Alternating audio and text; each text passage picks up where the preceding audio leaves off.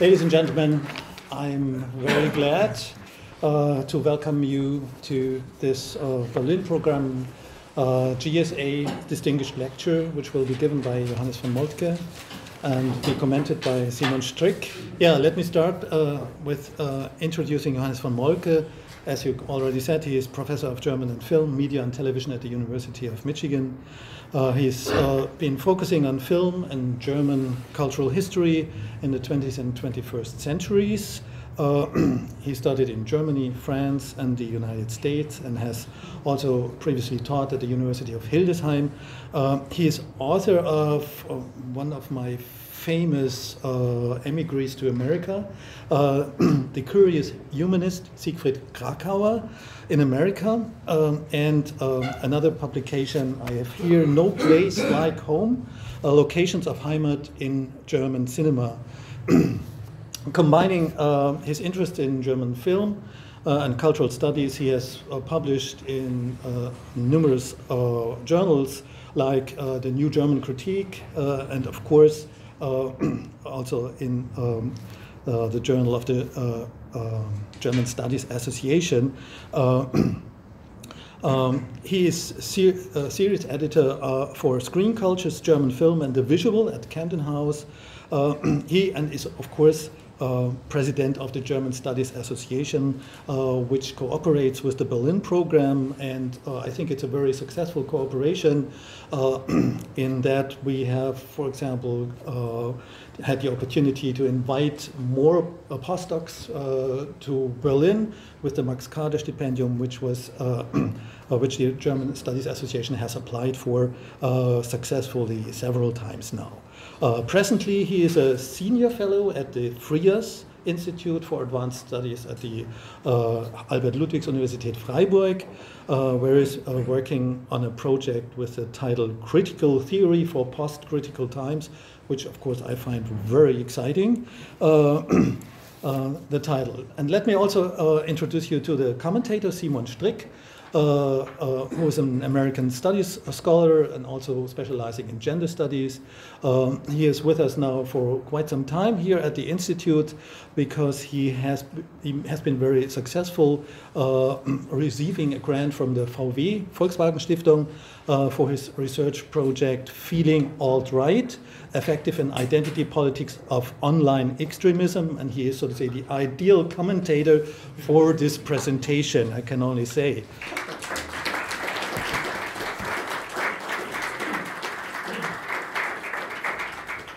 Although today's talk has been announced somewhat dauntingly as a distinguished lecture, can you hear me in the back?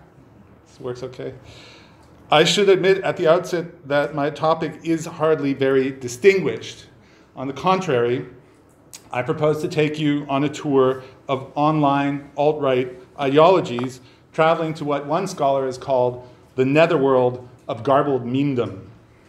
The sites on this tour might be considered particularly undistinguished in the double sense that they're often unpalatable and that they're quite ordinary.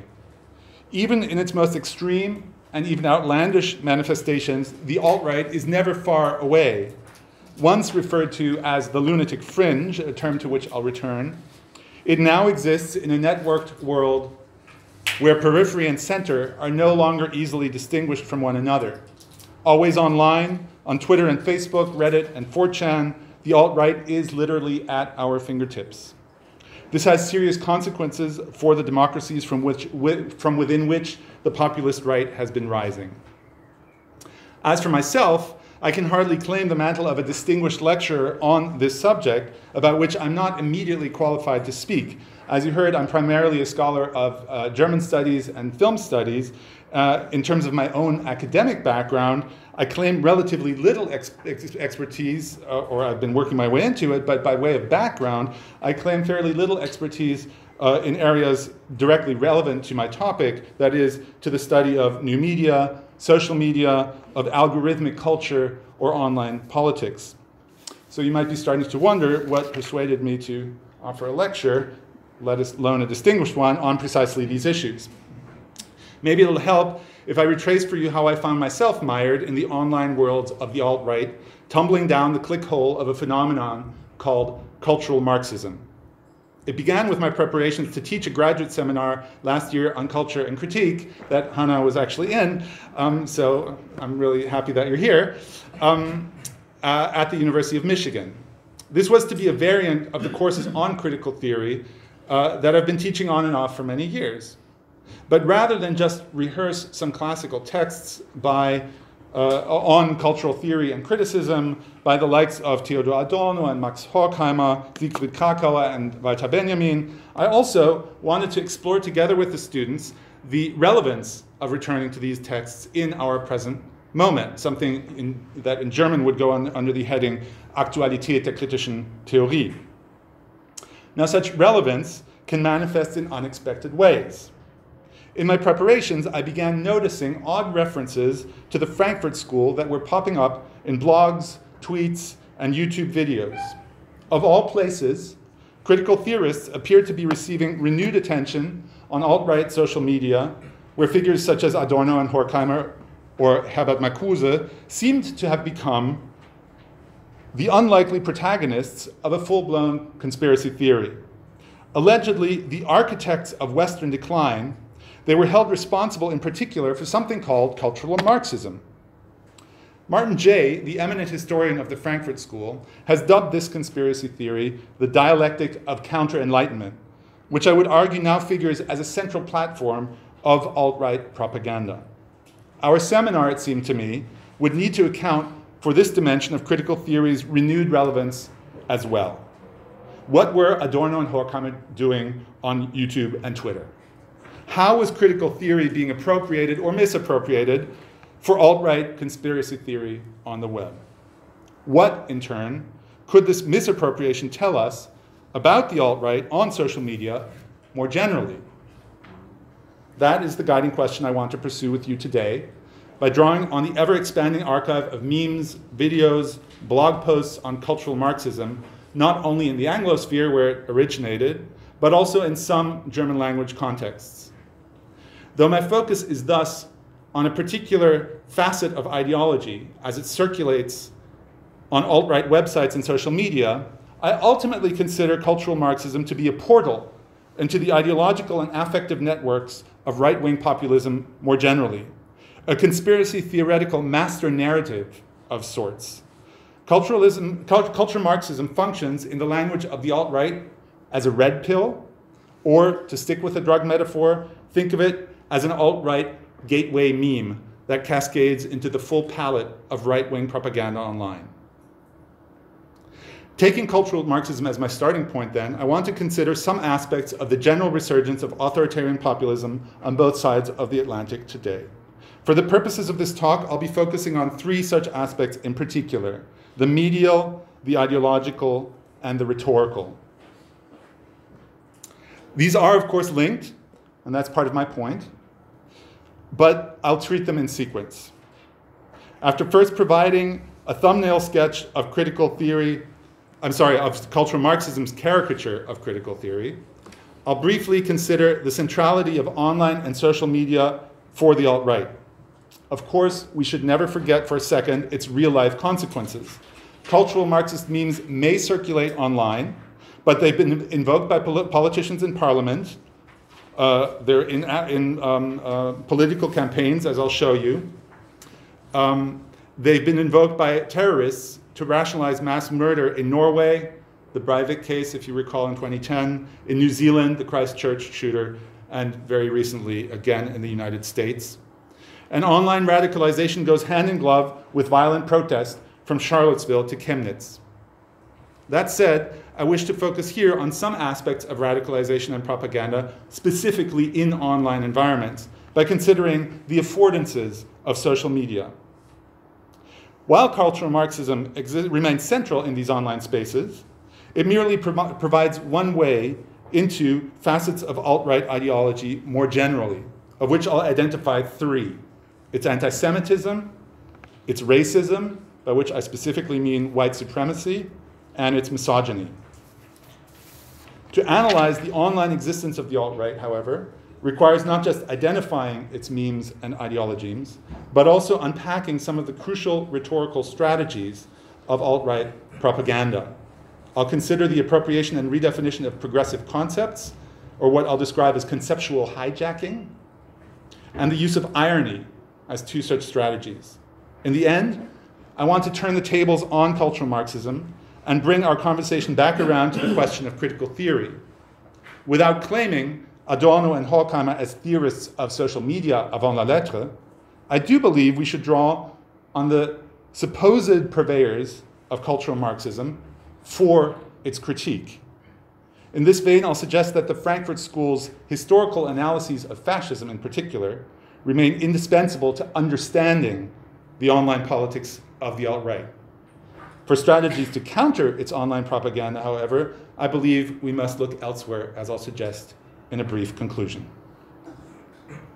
So that's the outline of what we'll do today, and I hope I won't stretch your patience for too long, but I'm guessing, I haven't timed it, I'm guessing it'll take us about 45 or 50 minutes to get through all that. Let me begin with a diagrammatic instantiation of what we're talking about. Originally posted under the heading Cultural Marxism on the notorious politically incorrect message board on 4chan, this image was brought to my attention by one of the students in the seminar. A closer look, I'm aware of the fact that you can't read it. Don't worry. A closer look, and in fact that's the point, so it's good that you can't read it for now. A closer look at this diagram would bring into view key elements of alt-right ideology and its internal contradictions. Its politics of race, gender, and language, its anti-intellectualism, its anti-Semitism, its authoritarianism. But even without going into any detail or following the flowchart from alleged cause to ostensible effects, we might observe that there's already a clear message in the design itself. The green on black, the arrows that point to different boxes, all of this, and certainly the top red pill, blue pill thing, I'll get to that in a minute, all of this points to the existence of a hidden mechanism that governs our everyday lives.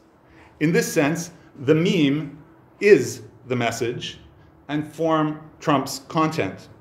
The looping and ramifying causal chains emanating from one binary choice at the top between red and blue scream conspiracy. The diagram adopts a fundamental critical posture, let's admit. Things are not as they seem. In this regard, it rests on the very logic that it indicts. Critical theory, we read on the left-hand side, and now I hope that you can see a little bit, probably not from the back, but those sitting in front, but I'll read it out to you. Critical theory, we read on the left-hand side, has dispensed with scientific method. It allegedly teaches its adherents, quote, not to trust common sense or empiric evidence. And that's something terrible about critical theory, according to this diagram, as having left behind the scientific method. But what does an image such as this ask of its viewer, if not to cast aside common sense and dive far below the surface of empirical reality? Taking a page out of the critical theory playbook, the diagram invites viewers to adopt a watchful, suspicious, critical stance, or rather, the conspiracy theory caricature of such a stance, which is full-blown paranoia.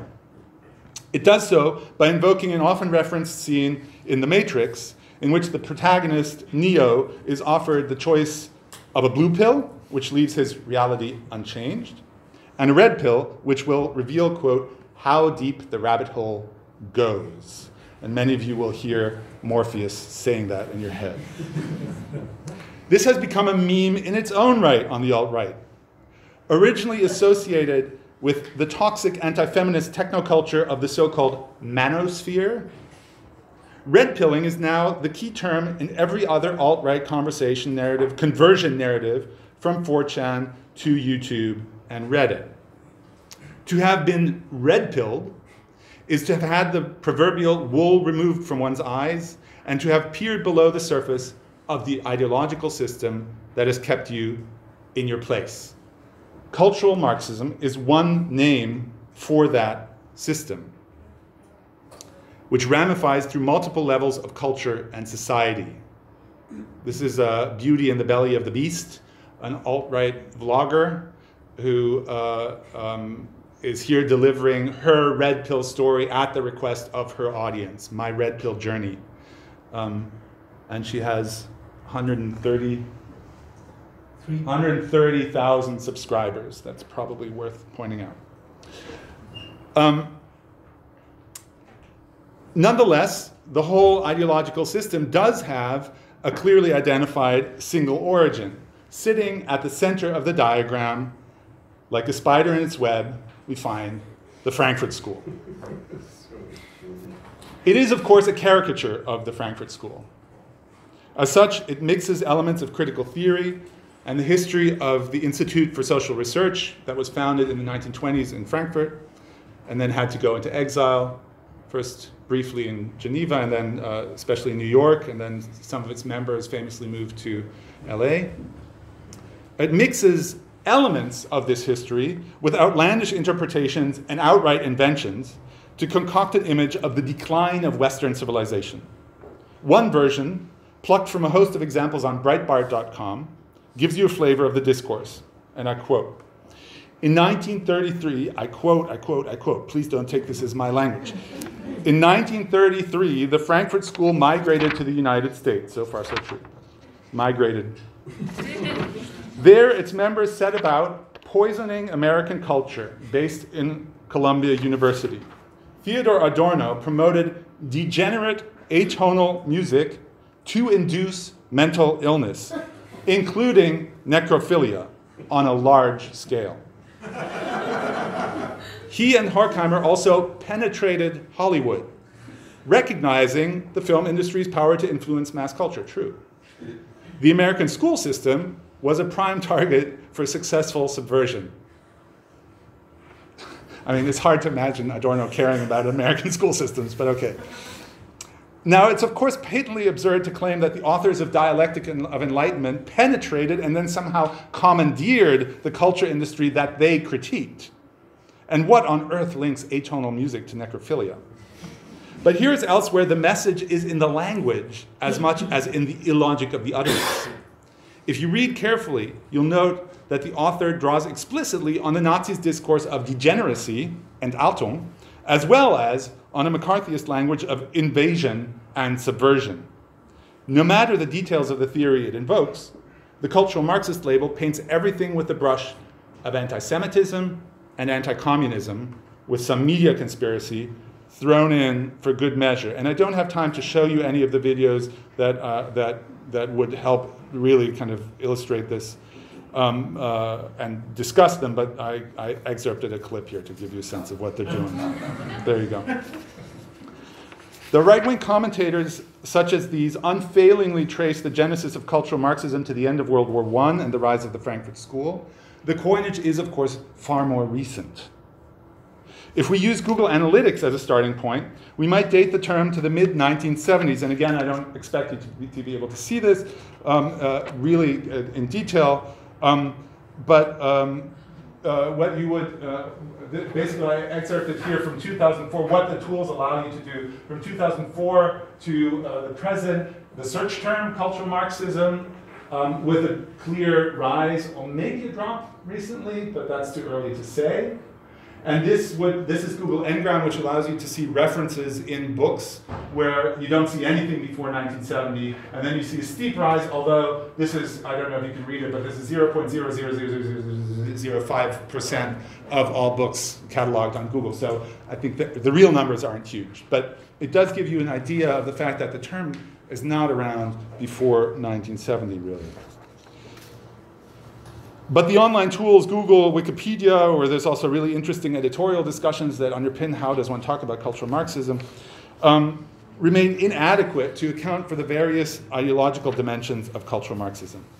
A genealogy of the term, for which I don't have time here, would allow us to see how it was propagated in what's called paleo-conservative, as opposed to neoconservative, paleo-conservative circles in the mid-1990s, and then spread online with the rise of social media. Such a genealogy would also have to account for the fact that the term cultural Marxism was surely never used by members of the Frankfurt School to whom it is now applied, nor does it appear in the scholarly literature on critical theory. In fact, the term does not translate comfortably, although it does now translate, back into the critical theorist's native German.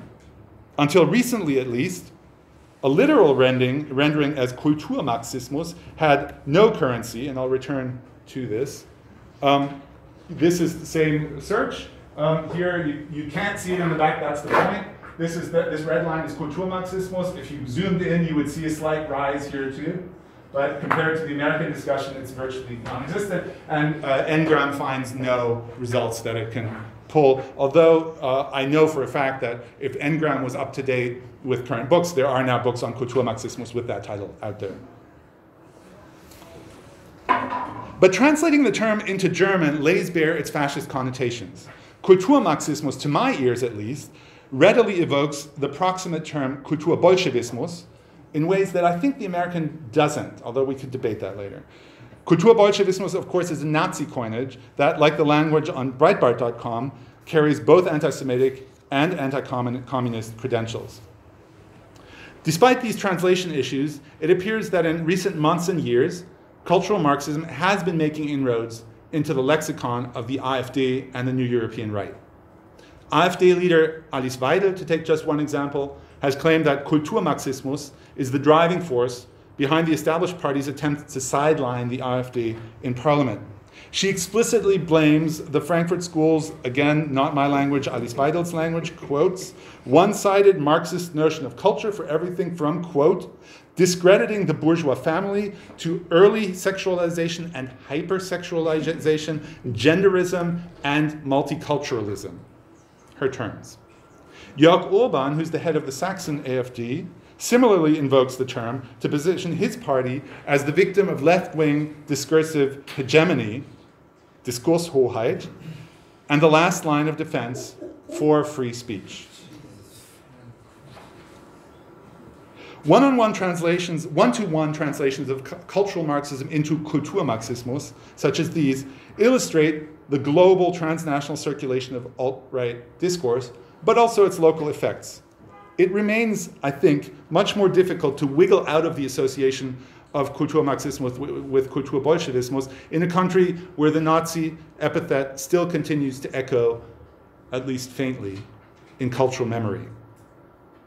At the same time, the transnational circulation has served to unmoor the term from any well-defined reference, if it ever had one. Witness the rather inscrutable Twitter handle Berliner Institut für Kulturmarxismus. I'd love to meet, I think it's Urs Falk, must be the person behind this, and figure out what this account is doing. It's, to me, as much as I've looked at the posts, inscrutable in terms of where it's positioning itself, and that's probably part of the game. I'll talk about that later. As such a free-floating signifier, the term can circulate easily across any remaining discursive differences between national and linguistic contexts, and will likely continue to ramify through the German language Twitterverse as well. With the rise of the populist right, cultural Marxism has demonstrably found its way into politics, whether in articles by AfD politicians, in speeches by British members of parliament, or in memos prepared in the Trump White House. And even if the person who prepared that memo was fired, Trump endorsed it. But as we saw in the case of Orban, the term cultural Marxism is a central plank of the alt-right, of what the alt-right would call a meta-political agenda. The shift away from politics as a battleground for hegemony to other fields, Diskurshoheit, specifically in the area of culture. In Andrew Breitbart's memorable mantra, politics is downstream from culture. This premise has been driving right-wing cultural production from at least the late 1990s, through the rise of the alt-right and the formation of the short-lived intellectual dark web. There was a whole feature on this in the New York Times, but I think it's kind of disbanded again, and these things morph and reconfigure. Like much of its political rhetoric and many of its online tactics, however, the alt-right derives this premise from the left that it critiques. As one YouTuber after another will explain to those who care to click on their rants, cultural Marxism is grounded in the Frankfurt School's insights that Marx's historical materialism had lost its predictive power, and that the working class was not the anticipated subject of history. Realizing this, and I think there's again some truth to this claim, the Frankfurt School shifted the left's efforts from politics to culture, A move also observable in the work of Antonio Gramsci, to whom we owe the term hegemony, Diskurshoheit, who is often, if somewhat incongruously, lumped together with the Frankfurt School in alt-right genealogy. So they have no problem saying that Gramsci is part of the Frankfurt School, but who cares? With culture thus redefined as the proper battleground for metapolitics, the alt-right now assumes the premises of the position that it critiques.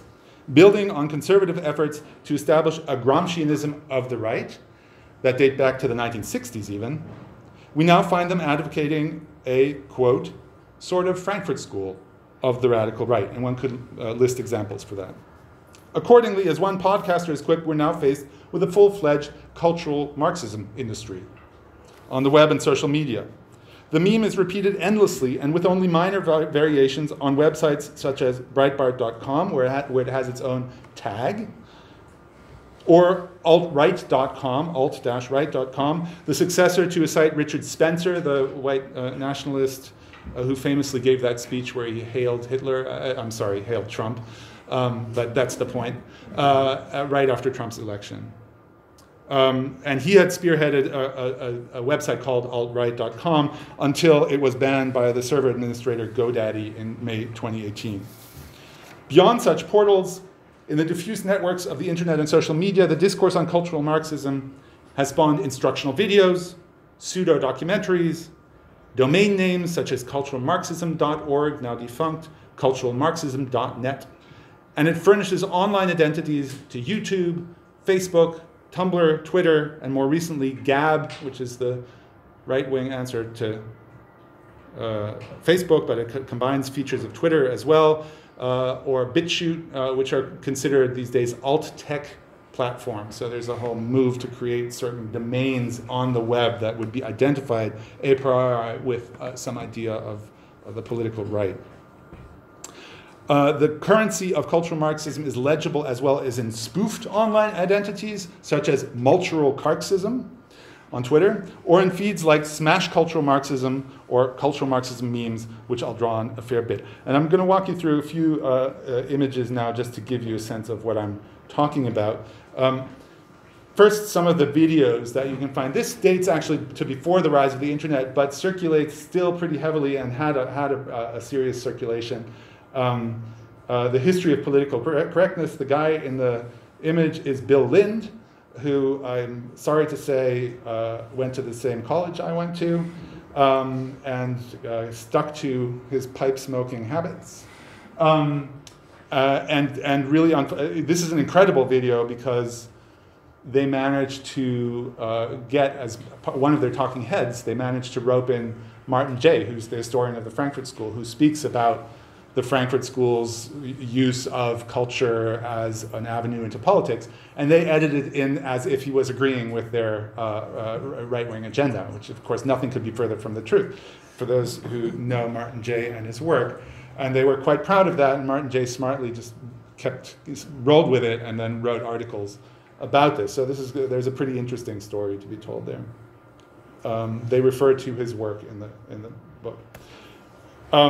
This is from a video called What is Cultural Marxism, which I find particularly noteworthy because it imitates, does anybody know the School of Life videos online? Anybody who's ever had to do a philosophy paper real quick? They do 7-minute versions of Socrates and really nicely illustrated. It's usually a British voice so that you trust them. And that's exactly what they did. They just emulated it and created a video called What is Cultural Marxism, which looks just like the School of Life videos, except of course it's not hosted on the School of Life platform, but circulates on sites like smashculturalmarxism.com. Things like this, just the titles, Cultural Marxism, the corruption of America. I'll get back to this, but the blaming of the victims of persecution for corrupting America. The Frankfurt School, Western Subversion by Design. I'll get back to the design of this image, which you can see the Star of David in the background superimposed on the Institute for Social Research, or just the Architects of Western Decline, which I referred to earlier by a group called Vertigo Politics with an X that is, I think, pretty slickly made. And one could go on, obviously. So there's a whole video dimension to this. There's a Twitter dimension where it's a handle. Cultural Marxism becomes a handle, actually without the M, but at Cultural Marxists for this political platform. Or the one that I've already mentioned, and I'll go back to a few times, Smash Cultural Marxism. I picked this one to give you a sense of the hashtags that they then promote, which would include Smash Cultural Marxism in their own, but also It's Okay to Be White, White Lives Matter, Defend Europe, and Stop the Great Replacement, all terms that we can talk about later. Smash Cultural Marxism has a website, on and off. It gets deplatformed, it reemerges, it's smashculturemarxism79.com or something, so they evade the radar and don't get taken right back down. So there's a cat and mouse game that goes on with this. I would point you to the top banner, race, nation, culture, heritage, tradition, family, and we could go on from there. Of course, there will be a disclaimer that they do not advocate or condone people making threats of violence. That's to make sure to avoid deplatforming, and also because, of course, people do suggest that's exactly what they condone. You'll see here that they link to the video that I mentioned before, the slickly made What is Cultural Marxism video on their front page. And of course, like most of these, they ask for money right on the front page, but who doesn't? This ramifies through other platforms. So there's a Facebook group, and then when Facebook, even before Facebook, their group got taken down, they went onto Gab and told their followers on Facebook and Twitter to sign up for Gab. Gab, it's been studied, it isn't working. So forcing these groups onto Gab is a useful strategy. I mean, there's the whack-a-mole idea that they'll pop up again, but what pops up on Gab pops up very, very minutely. They get 300 followers or something like that at the most. Okay, so that's just a kind of a visual repertoire of what we're looking at, and I'll give you another one in a minute. I want to say a few things about the term affordances that's in my title to give you a sense of how I've been thinking about this. The notion of cultural Marxism predates social media, but as these examples suggest, its viral spread owes everything to the ecology of the web in which today's alt-right thrives. This is not to say that Twitter and YouTube, Facebook and Gab, or internet culture more generally, inherently tend toward fascism. That would be silly. Clearly, we remember the Arab Spring, which was facilitated in many ways by the rise of social media. And I think it's really important to bear in mind that the same lowered threshold for self-expression online that prompts anonymous users to spew anti-Semitic hate on message boards, that same lowered threshold also allows for increased participation and a greater diversity of voices to be heard. If you remember that participation means participation in a commercial public sphere, right? This is not a commercial-free zone. This is, we're producing clicks, we're producing data for Facebook, for Twitter, etc.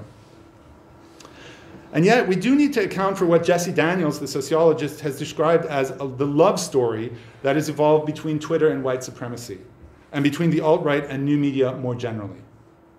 To do so, I've found it helpful to think of the political affordances of social media, by which I mean, and I don't have time to go into the background of this term, but basically the built-in possibilities for use. In other words, we should consider carefully what particular platforms and interfaces allow or even encourage their users to do, but also which uses these media constrain. This permits us to avoid, on the one hand, the overly deterministic and obviously false view that media infrastructures, whether they're platforms or algorithms or apparatuses, inevitably produce certain political outcomes that could be disproven in a heartbeat. On the other hand, speaking of affordances also allows us to avoid an overly constructivist account according to which media are only what you make of them. So the users are empowered and more democratic and can mess with the media and can post their own content, and therefore it's really whatever the users make of the medium that defines it. This is equally misleading, as Twitter, for example, does not lend itself to long-form storytelling, nor does YouTube permit private chats. What the digital online world does consistently allow is easy, anonymous, and pervasive replication, including the replication of multipliers or bots. That is the basis for meme culture, the fact that these images circulate so widely and quickly and exponentially. In addition, we should consider the network itself, the idea of a network, as an affordance well suited to the new forms of fascism, which Roger Griffin, a historian of fascism, has described as groupuscular, which I think is pretty good, like groupuscules, little groupuscules that don't necessarily line up. I don't think smash cultural Marxism people are necessarily talking to the YouTubers that are posting similar content or the people who make these videos. They're just posting the videos, and the groups exist independently to a large degree of one another, or at least with a degree of plausible deniability, which is something that's been talked a lot about in terms of the party politics of the AfD, which is above board in terms of what the Verfassung, what's the Verfassungsschutz, the FBI or the CIA would grant, but they're linked to lots of groupuscules that exist below the threshold of legal action if they're pulled out. They're certainly under observation.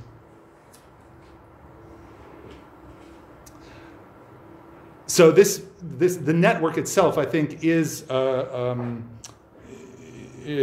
conducive to the way it's used by these groupuscular forms of fascism, a diffuse structure in which memes flit across nodes, connections become stronger or weaker depending on user input and decisions, such as in what an American Studies PhD actually at Stanford, her name is Becca Lewis, has done this amazing study of what she calls the alternative influence network, or a network of alternative influencers on YouTube. And one of the things she tracks is how the hosting of each other on each other's shows, where a show can be just you in your living room talking into a camera, how that creates networks, and how these networks strengthen by the amount of times you host somebody or the types of people you host. And she's done very, very interesting research on that. But we must also consider more specifically the affordances of individual platforms. What difference does it make, for example, that Facebook requires real names, whereas Twitter allows users to invent and recreate themselves through handles of their choosing? The anonymity and ephemerality of 4chan and Reddit lower thresholds for access, to be sure. By virtue of their particular interface design, they tend to attract particular types of users while keeping out others. There are also political dimensions to what you might call algorithmic affordances. Recent studies have pointed out the radicalization built into YouTube's recommendation algorithm. To keep you on the platform generating advertising revenue, the suggested videos in the right-hand up next column appear to have become increasingly extreme in tone and content as users continue to follow the recommendations. And apparently they do, because the up next viewing accounts for 70% of what's viewed on YouTube. And if you factor in that the world consumes 1 billion hours of YouTube every day, that's 700 million hours of watching on YouTube because of that algorithm, right? The algorithm determines what people watch in those cases. And there's metrics for what it means to watch. You have to have stayed on for, I think, 70% of that particular show for it to count as having been watched. But it's not just that you watch, it's also what you watch. There's a really interesting website that I'd encourage you to look at if you're interested at all in this, which is algotransparency.com, which created its own algorithm to try to understand which videos YouTube actually recommends. And on any given day, you can track what are the top videos being recommended. And I should be careful with this because the point is that it's statistical and not impressionistic. But my impression from following algotransparency is that Fox News really dominates the recommended, the top recommended videos. Other scholars have demonstrated the more or less hidden workings of cyber racism that is as much an aspect of technological and platform affordances as it is surely a trait that users bring to the table or to the tablet, as the case may be. Safia Noble has written a very interesting book that starts out with a simple question of what's the autocomplete function of the search command in Google? And if you put in black women are, then you can get all sorts of racist suggestions for how to complete that sentence. right? And that's because the algorithm is constructed in a particular way in a particular racist society. The concept of affordances, in other words, directs us to think about how social media lend themselves to particular uses and exclude others. Twitter affords rapid-fire exchanges. YouTube affords long-term rants. Facebook affords one kind of status sharing, Instagram another. As Dana Boyd put it, social media, which she defines as network publics, quote, do not dictate participants' behavior, but they do configure the environment in a way that shapes participants' engagement. Thus, it's been argued that the YouTube rant, while capitalizing on the format's suggestions of relatability and authenticity and accountability, I'm talking to you out of the comfort of my living room, and you're listening to me, and it's just the two of us. Of course, it's broadcast, but remember that expression that YouTube had, like broadcast yourself, right? It's still broadcast, but the impression is that it's an unmediated, less mediated, relatable, authentic, and accountable relationship, but it also tends towards the authoritarian and is thus unsuited for left-leaning commentary, as some have argued, whereas Twitter would be considered more liberal.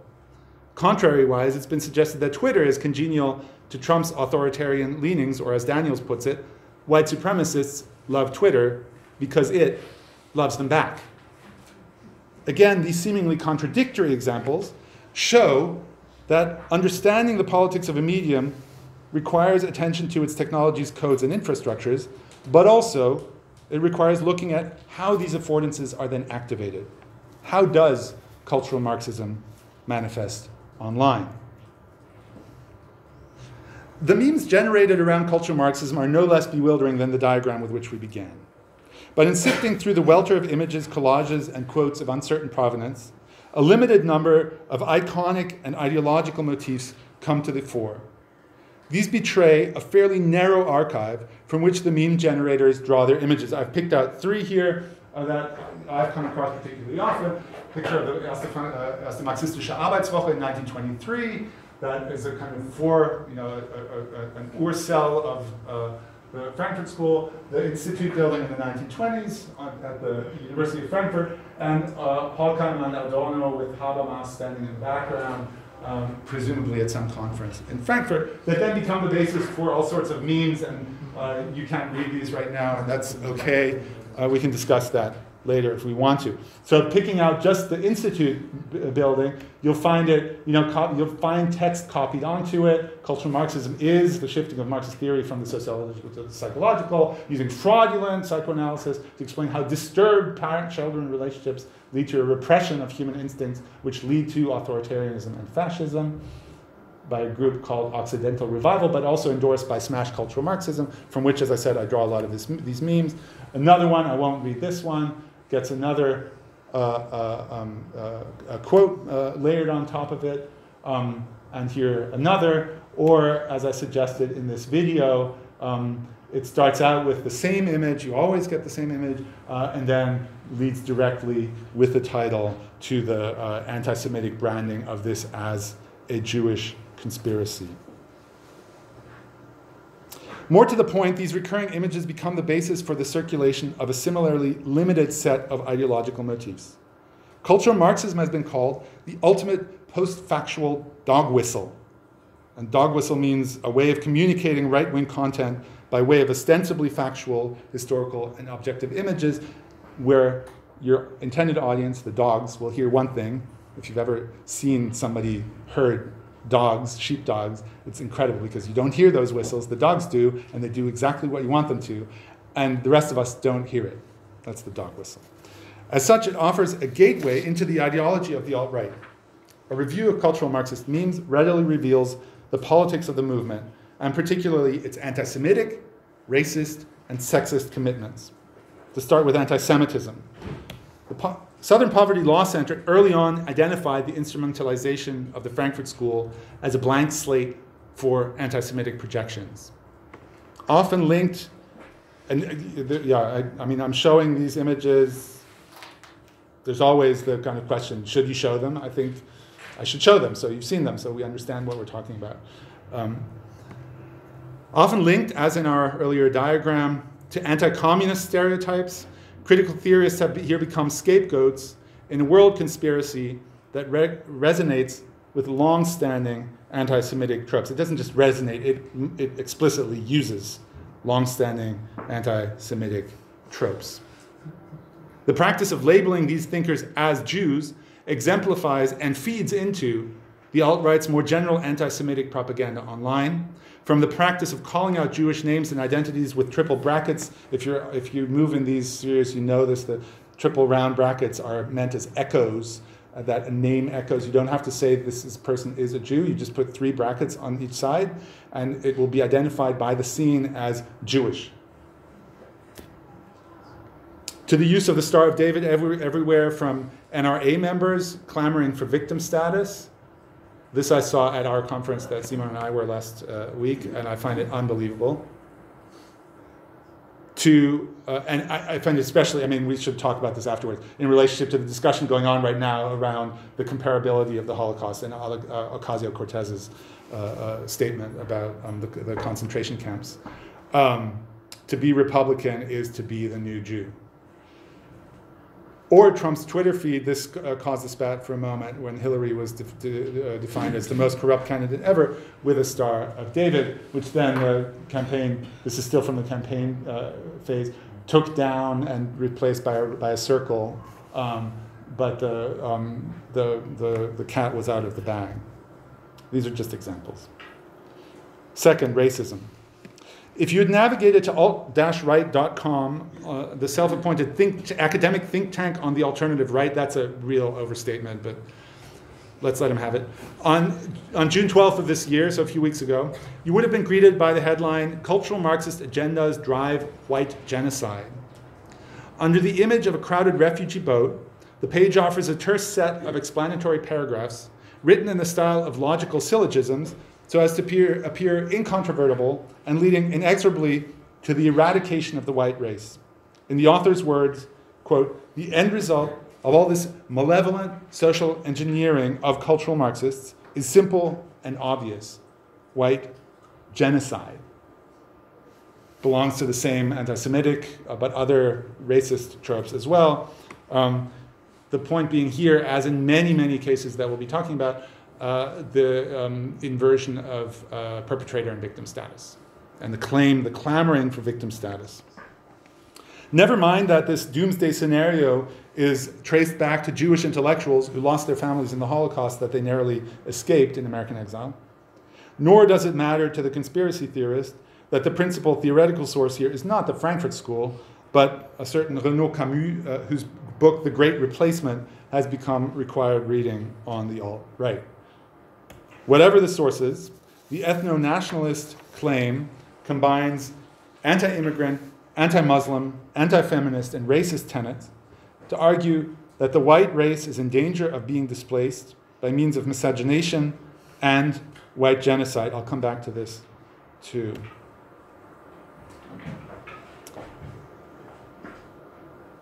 This says, I don't know if you can read in the back, end cultural Marxism, stop hashtag white genocide, hashtag love your race. The response on the AfD side is in kind. You may have seen this one. New Germans will make them ourselves. The cultural Marxist trope also encodes the alt-right's broader politics of gender that are apparent in the poster, in this poster. Memes and videos consistently trace a line from the Frankfurt School to feminism and its institutionalization in the academy in the form of women's studies departments, which is historically absurd since the Frankfurt School had comparatively little to say about gender and second-wave feminism, and later queer studies. Those movements arguably first defined themselves against the masculinism of critical theory before eventually incorporating some of its tools. But the insidious gender politics of the alt-right are inscribed in cultural Marxism, not just in the academy, but far more generally through the ethno-nationalist and natalist framework discussed above. So there's an argument, as the argument goes, again ventriloquizing here the alt-right, pluralism and diversity lead to pluralism and diversity, and water down in some genetic sense a heritage of a white race that they consider in need of preservation. And so the natalist policies to counter that are basically put on women's shoulders to bear more children after we've identified them as the perpetrators of feminism. So that's the gender politics in a nutshell. Cultural Marxist memes exemplify the alt-right's broader metapolitics of ethnicity, race, and gender, but a review of these ideological facets does not yet tell us anything about how they are propagated. And this is the section where I want to look briefly, very briefly, at some of the rhetorical strategies we're looking at. In tracking the media cultures of the alt-right, I've been interested in the formal mediated expression of their ideology. The way in which a given medium or platform structures, shapes, or codes the message, and how it affords particular utterances and their spread. This requires attention to several underlying factors, from platform affordances, as I've talked about, and the power of affective networks, to recurrent patterns and rhetorical structures that amount to implicit or explicit political strategies. Two such strategies stand out to me, and they're related: irony and what I want to call conceptual hijacking. By this I mean the pervasive adoption by the alt-right of languages and concepts generally associated with left liberal discourse. You might take cultural Marxism as one of those hijacks. If not, but often they're also associated with the new left generally of the 1960s, and I'll explain. Another term for this might be re-signification. A word or a concept is unmoored from its habitual referent and attached to a new one, located on the opposite end of the political spectrum. Of course, this is not new. National Socialism, after all, managed to re-signify even socialism itself, turning it from a materialist, labor-centered, left-wing notion into a folkish celebration of workerdom, Arbeitertum. The alt-right is equally brazen, but updates the practice for the age of social media, where the notion of conceptual hijacking becomes literalized in practices of doxing, trolling, and the unleashing of shitstorms.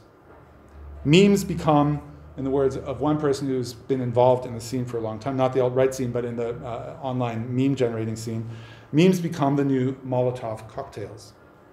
Take again the example of cultural Marxism.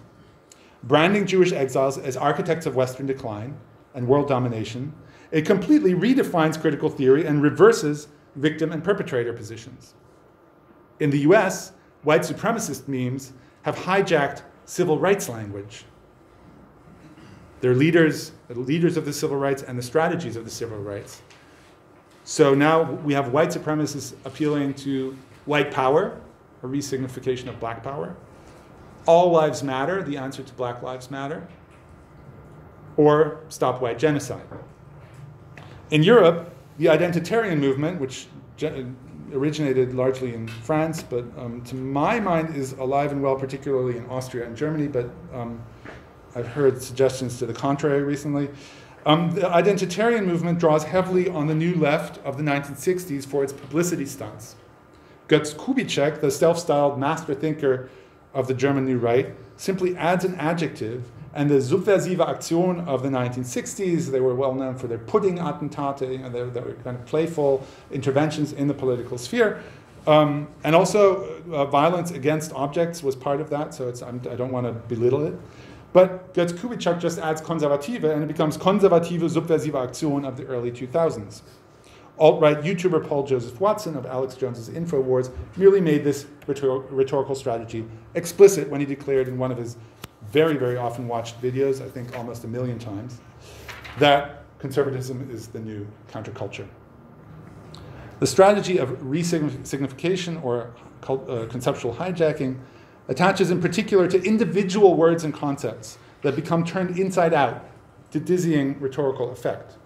So, although disdain for the post-2015 Willkommenskultur is essentially the AfD's raison d'être, it has no problem, the party does, also integrating the term into its platform by listing a Willkommenskultur für deutsche Babys as central to its political aims, für deutsche Kinder. This is no less cynical than the adoption of the pluralism that they loathe in multicultural society for what they call ethno-pluralism, or the feigned concern for diversity in the really harebrained notion of human biodiversity. Think about that. or the seemingly innocuous reversal of direction in their push for remigration. So, oh, we're just talking about migration, but they're talking about remigration, which means Abschiebung, getting rid of people, making sure they never get here. I should maybe explain, because it's not self-evident, why human biodiversity is a crazy concept. It essentially suggests what we should do is separate everybody into different spaces so that we preserve races as if biodiversity had anything to do with that, right? And create ethnostates for different racial and ethnic backgrounds. And that then becomes the instantiation of diversity on the right. Through this process of conceptual hijacking, the new right reverses political polarities. Progressive notions such as the expansion of rights to minoritized identities, social justice, and equality become connected to reactionary aims, namely the prolongation of the status quo, the protection of majoritarian identities that have been construed as immutable, traditional, and essential. Once this has been accomplished, the identitarians can join the debate on anti-racism by asserting 100% identitarian, 0% racism. Such a statement is counterfactual and cynical. Its style is irony, and you see here they're invoking the Na'vi from Avatar as a people that needs protection from dying out, right? This has, in the more extreme version, this goes from non-fictional to pseudo-historical, and they identify themselves as the Native Americans and see how that worked for them. So whites are going to suffer the same lot as Native Americans in the United States suffered at the hands of whites. So my argument would be that such a statement is counterfactual and cynical, but the rhetorical form of that is something we can call irony. And this will be quite short, so we can, if you want, we can talk more about it. But I thought it important to point out, a colleague at NYU, Leif Weatherby, has recently proposed that to get any analytical foothold on the global alt-right, we must traverse the den of irony. He does so by investigating meme culture, Trump's Twitter habits, which he describes as an invasion of politics by irony, and he certainly doesn't mean by wit, but by a moving apart of what is said and what is meant. And his point is that even the retweet does that, right? I can retweet something and still maintain plausible deniability. A retweet does not, as every Twitter user will repeat, does not mean I endorse something, right? But of course, I do, right? So it's out there, and especially if I have the presidential bullhorn, retweeting certainly means something. Weatherby traces the role of irony all the way down to the technological affordances of retweeting, and even to internet coding itself. But we countenance the ironic forms of online alt-right discourse every time a meme plays on a double entendre and evades deplatforming for legal consequences by expressing openly racist messages in thinly veiled code that ensures plausible deniability. It's okay to be white. It's okay to cry. I'm not saying anything racist, except that, of course, I'm saying that the civil rights movement needs to be turned back, and that I'm calling diversity white genocide. But I didn't say that, right? So that's the irony that I mean in this in this type of discourse. Okay, let me come to my last section before the conclusion. We seem to have moved far from the Frankfurt School that allegedly spawned the cultural Marxist conspiracy.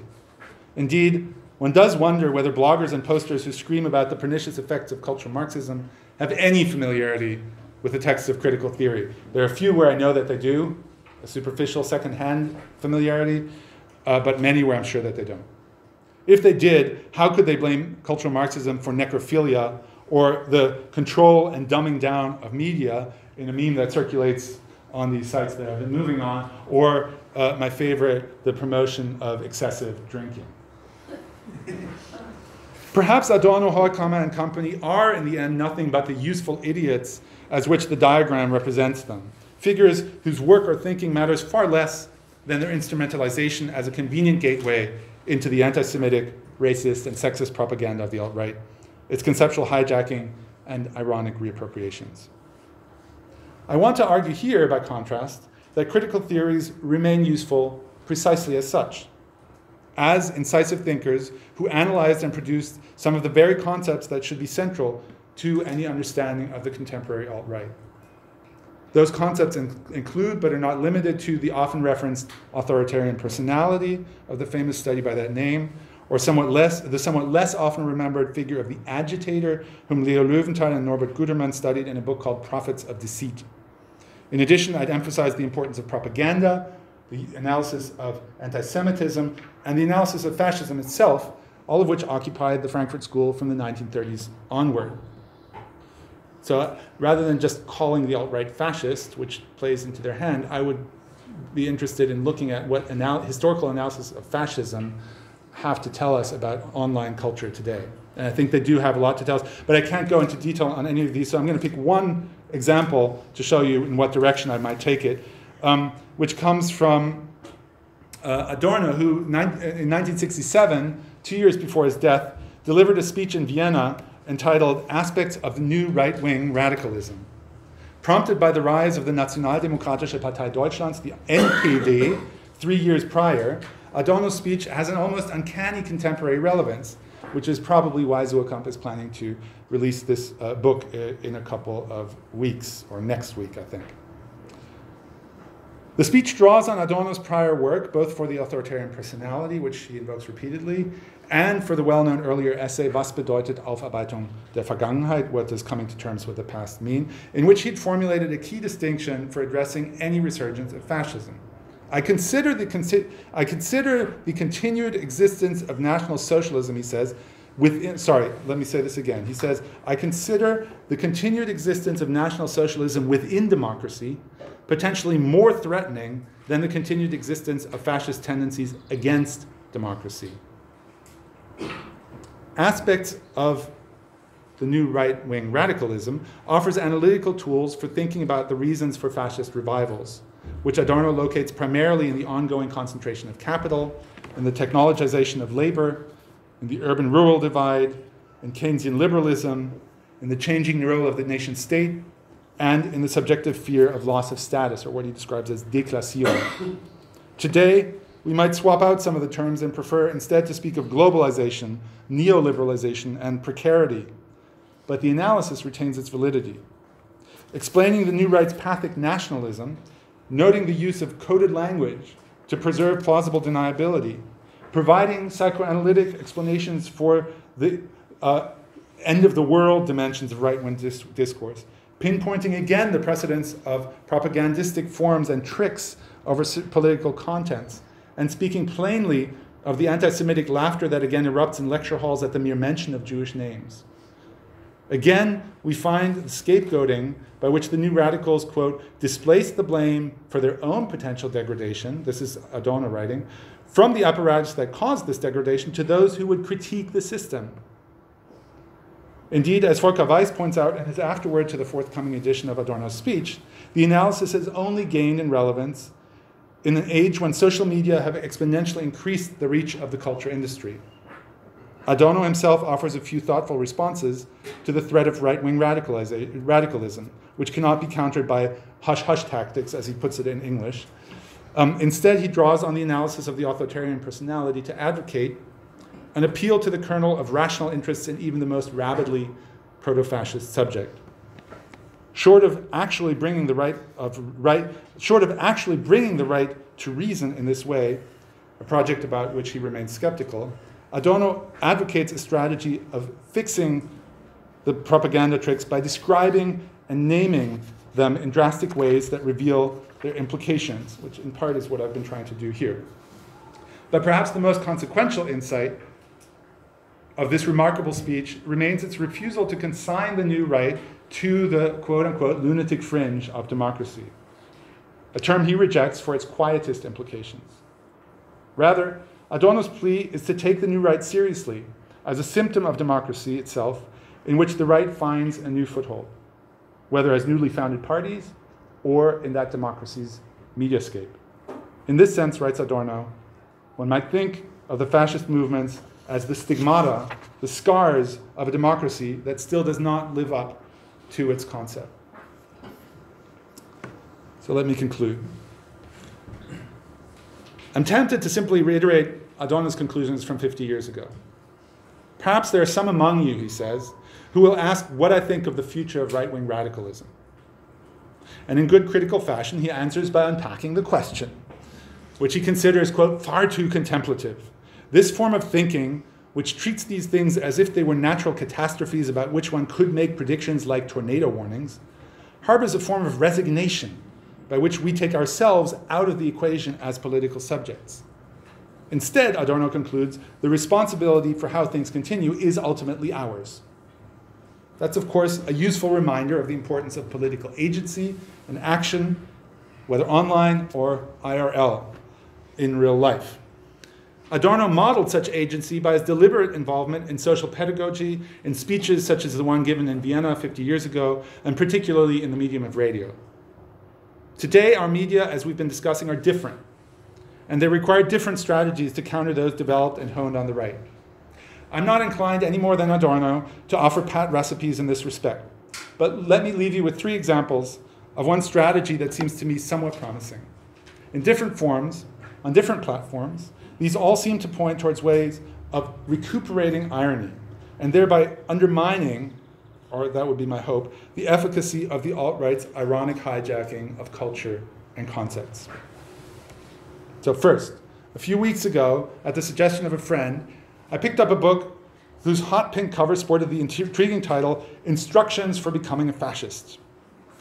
In it, the Italian author Michela Murgia develops a biting satire whose critical purchase lies in its playful but complex mode of address. An instruction manual, formulated throughout as a sort of primer, a self-help book for budding fascists. The text requires its reader to test these instructions against the implicit liberal democratic assumption that, oh, it can't happen here. The fictional instruction, in other words, addresses the potential fascist, while simultaneously the worried Democrat is being addressed metafictionally. Oscillating between these two perspectives and refusing to settle for either, the book produces a most welcome unsettling effect that makes fascism recognizable by reducing it to a sort of recipe without letting the liberal democracy that bred it off the hook. Interestingly, the book concludes with a fascistometro, I guess is the Italian, fascistometer, a popular online quiz, popular especially in Italy where it was used, I haven't tracked it in Germany, where you can test your progress toward fascism on a scale of 1 to 65. Note there's no room on the scale for non-fascist dispositions. It is, to put it simply, an updated version of the F-scale, and which Adorno and colleagues developed in the authoritarian personality. And in this sense, Murgia offers the authoritarian personality 2.0, a savvy, critical, media-connected, individualized DIY version intended, like the original study, as a warning. 2. A related but differently angled strategy of oscillating between perspectives comes from Natalie Wynn, The Many Personas of ContraPoints, on YouTube, a YouTube channel.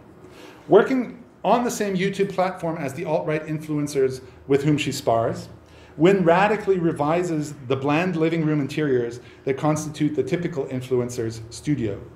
Staging monologues and dialogues from the bathtub and the boudoir, she uses mise-en-scène to upend notions of authenticity even before she utters a word. Wynn, who's been described as the Oscar Wilde of YouTube, strikes a fascinating tone that hovers between sarcasm and righteous indignation as she picks up and picks apart alt-right obsessions with celibacy, in a video entitled Incels, with Western values, a video called The West, or Jordan Peterson, whom she calls Daddy. Like a distorted, and pulls into the bathtub, and she has a big cardboard cutout of him in the bathtub. It's great. Like a distorting mirror, she reflects back and amplifies the discourse of the alt-right, making it both legible and thus subject to critique, and risible. After Wynn is through with him, Jordan Peterson will never look the same. Finally, third, there's always the option to tweet back. Not, mind you, by wading into comment sections or Twitter threads, but by turning the theme of argumentative destruction, so beloved by the pundits of Fox News or the Ben Shapiro Show, on its head. Eric Jaroszynski, the self-identified failed intellectual who goes by the Twitter handle @9quarterly, N-E-I-N, quarterly, has adopted an Adorno-inspired posture of what he calls utopian negation to comment on the jumble of meme culture. Recent tweets have included sage advice such as, save the world, delete a tweet, and metacritical postures such as, if you need me, I'll be refraining my narrative. On the topic of today's lecture, he had this to say. Maybe this is a way to take back the internet. Thank you very much.